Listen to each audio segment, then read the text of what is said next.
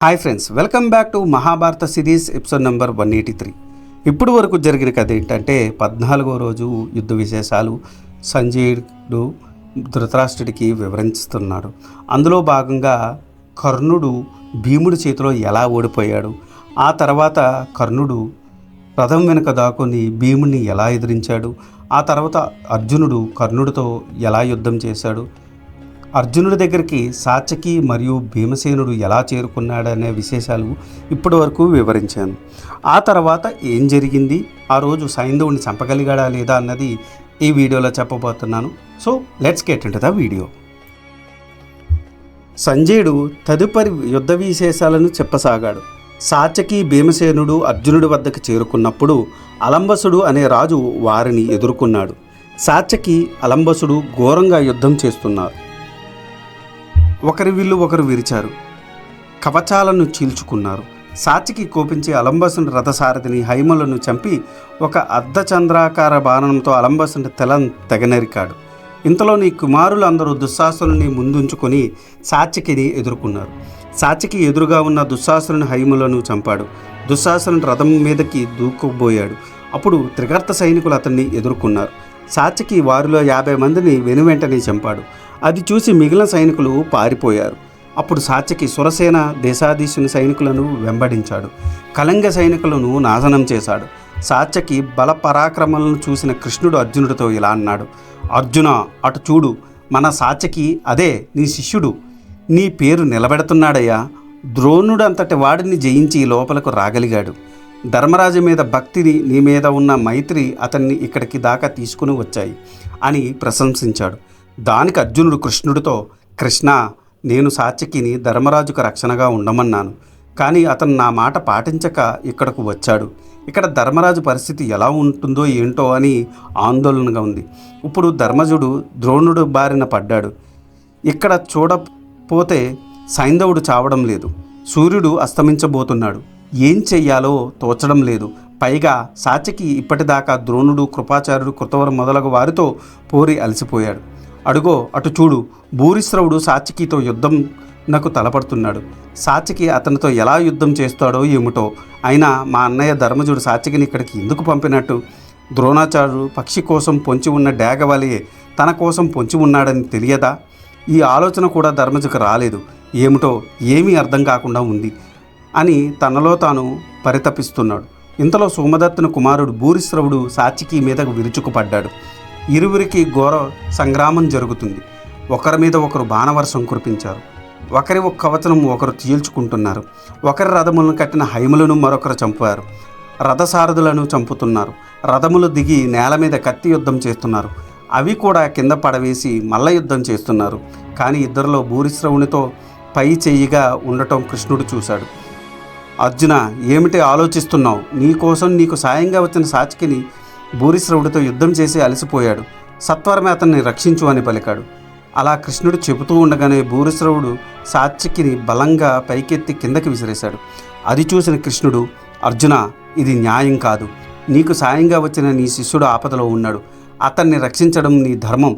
సత్వరమే అతన్ని రక్షించు అని పలికాడు.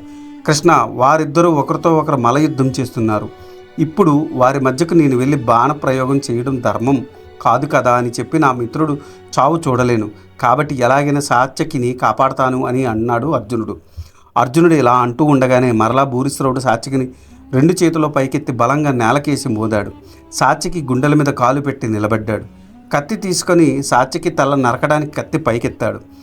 అది చూసిన కృష్ణుడు, అర్జున, ఇంకా ఆలస్యం దేనికి? బాణప్రయోగం చెయ్యి అని తొందరపెట్టాడు. వెంటనే అర్జునుడు గాంధీవం ఎక్కుపెట్టి ఒకే ఒక బాణం ఎత్తి భూరిశ్రవుని చెయ్యి నరికాడు. భూరిశ్రవుని చెయ్యి తెగి కింద పడింది. అప్పుడు భూరిశ్రవుడు అర్జునుడి వంక చూశాడు. అర్జున, ఇంతటి అన్యాయానికి పలబడతావని నేను అనుకోలేదు. నేను నీతో యుద్ధం చేస్తున్నానా లేదా? నేను సాత్యకితో యుద్ధం చేస్తుంటే నీవు మధ్యలో ఎందుకు వచ్చావు? ఇది క్షత్రియ ధర్మమా? యుద్ధనీతి అంటే నీచమైన యుద్ధనీతిని నీకు నీ గురువు ద్రోణుడు నేర్పాడా? లేక నిన్ను పుట్టించిన ఇంద్రుడు చెప్పాడా?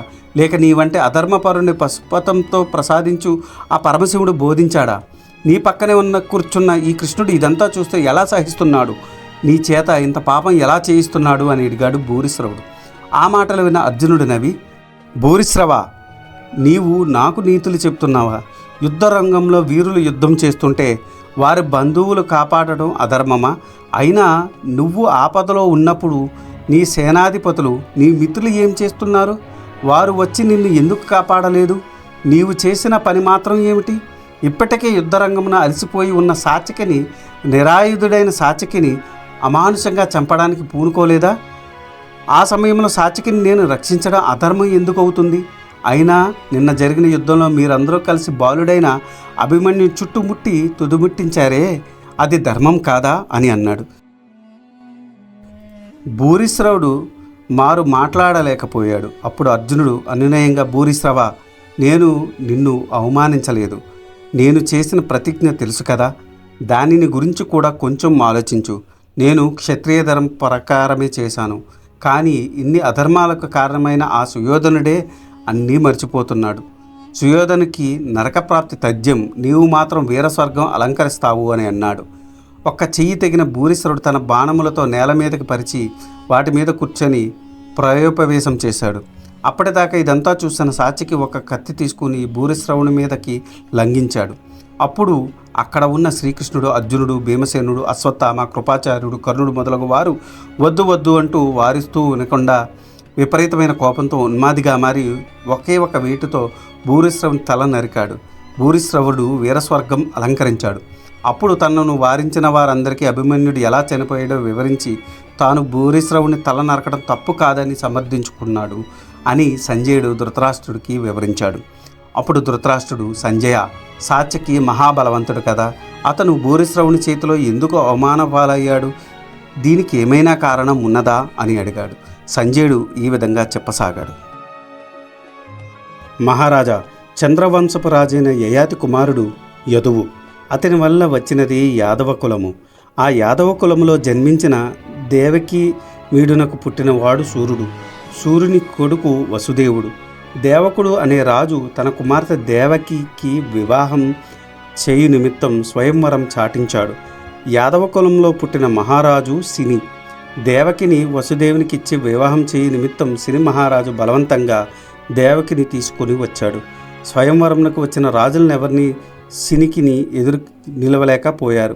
ఒక్క సోమదత్తుడు, భూరిశ్రవుడి తండ్రి, మాత్రం సినిని ఎదిరించాడు.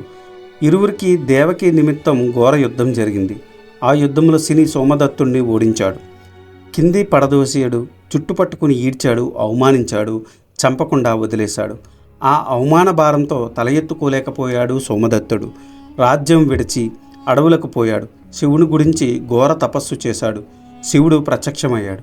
అప్పటికి సిని కుమారుడు చనిపోయారు కాబట్టి సిని మనవడైన సాత్యకిని ఓడించే కుమారుడిని ప్రసాదించమని అడిగాడు. శివుడు అతడు కోరిన వరం ఇచ్చాడు. ఆ వర ప్రభావంతో సోమదత్తునికి భూరిశ్రవుడు జన్మించాడు. ఈ విధంగా భూరిశ్రవుడు సాత్యకిని అవమానించాడు అని చెప్పి తరువాత జరిగిన యుద్ధ సంఘటనలు సంజయుడు వివరింపసాగాడు.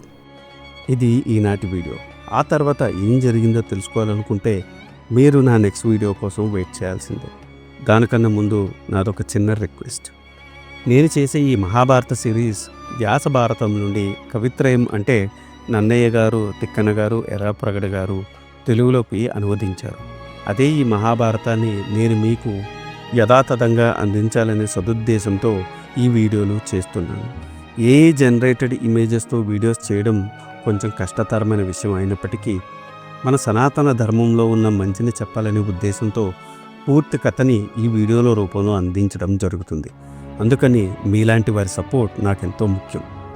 మీరు నన్ను సపోర్ట్ చేయాలనుకుంటే జస్ట్ మీ అభిప్రాయాన్ని కమెంట్ల రూపంలో తెలియచేస్తూ, లైక్ చేస్తూ, 10 మందికి షేర్ చేస్తూ మన ధర్మాన్ని 10 మందికి అందేలా చేయాలని కోరుకుంటున్నాను. ఈ వీడియో కనుక మీకు నచ్చితే do like, share and subscribe. Thanks for watching. జై సనాతన ధర్మం.